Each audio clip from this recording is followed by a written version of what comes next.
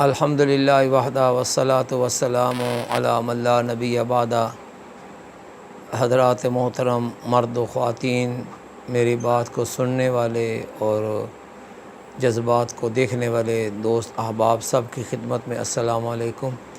آج بڑے افسوس کے ساتھ یہ کہنا پڑ رہا ہے کہ صحابہ کے دشمن، اولاد صحابہ کے دشمن، انہوں نے اپنے خبث سے باطن کا اظہار کرتے ہوئے خلیفۃ المسلمین، جن کو بجا طور پر خلیفہ سادس کہا جاتا ہے، چھٹا خلیفہ، جنہوں نے خلفائے راشدین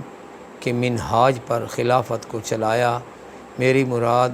حضرت خلیفہ عمر بن عبدالعزیز اموی ہے، جنہوں نے بہت ناز و نعم میں پلنے کے باوجود، اس حالت میں کہ ان کے والد بھی 21 سال مصر کے گورنر رہے،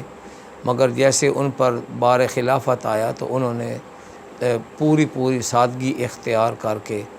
دنیا میں خلافت کی ایک مثال قائم کر دی۔ مگر دشمنان صحابہ، اولاد صحابہ کے دشمنان نے آج 1341 سال بعد تقریباً یعنی تابع رسول، کیونکہ حضرت عمر بن عبدالعزیز رحمۃ اللہ علیہ نے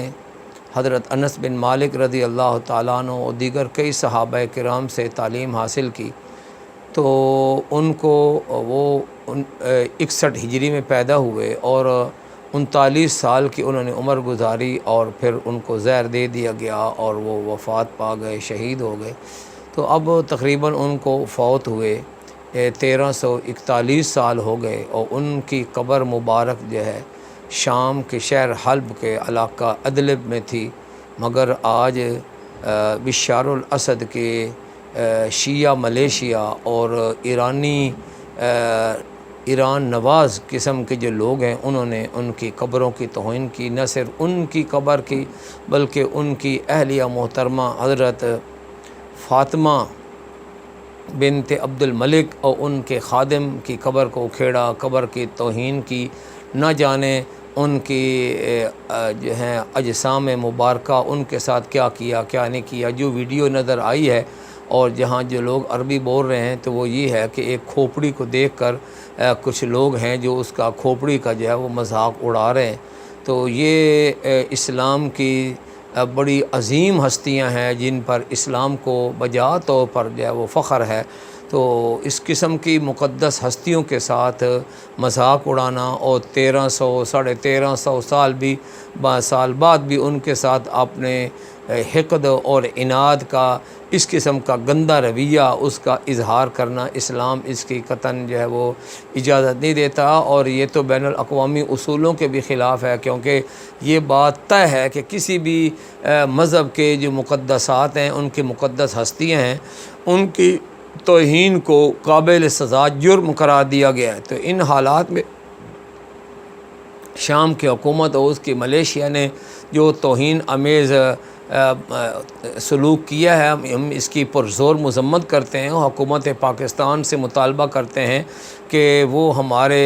رہبر اور رہنما تھے، خلیفۃ المسلمین تھے، ان کی عزت احترام کرنا، ان کے جو ہے نا ان کو اپنا پیشوا سمجھنا ہمارے لیے فخر کی بات ہے، اور ان کا تحفظ کرنا ہماری ایک شرعی اور دینی ذمہ داری بنتی ہے۔ تو اس وقت شامیوں نے جو ان کی توہین کی ہے، اس مسئلے کو عالمی سطح پر اجاگر کیا جائے اور اس پر مسلم فورم جو ہے اس پر اس آواز کو اٹھایا جائے۔ جن لوگوں نے وہ توہین کی ہے ان کو بین الاقوامی اصولوں کے مطابق جو ہے وہ سزا دی جائے، تاکہ آئندہ ان کو اس قسم کی گندی حرکت کرنے کی ہمت نہ ہو۔ بہرحال اس حالت میں وفاقی حکومت اس کی ذمہ داری بنتی ہے کہ وہ پورے اسلامی بلاغ کے ساتھ رابطہ کر کے اس توہین آمیز رویے کا پرزور مذمت بھی کریں، اور اس کا کوئی ایسا